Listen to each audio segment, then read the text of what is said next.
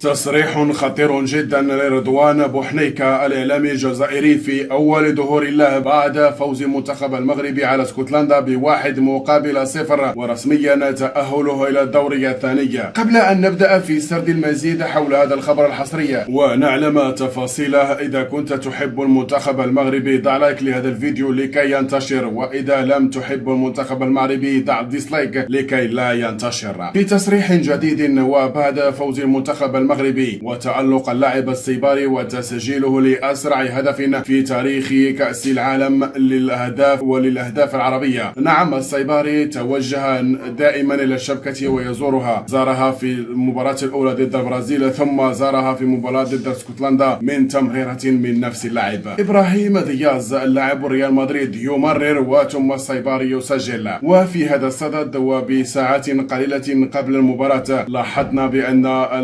الجزائريين بدأوا يفهمون بأن المنتخب المغربي قويا وبدأوا يقومون بكونتر خطة، يعني تشجيع المنتخب المغربي. لاحظت تعليقات كبيرة بأنهم يعترفون رسميا بأن المنتخب المغربي أصبح الأقوى وبأنهم بدأوا يشجعونه.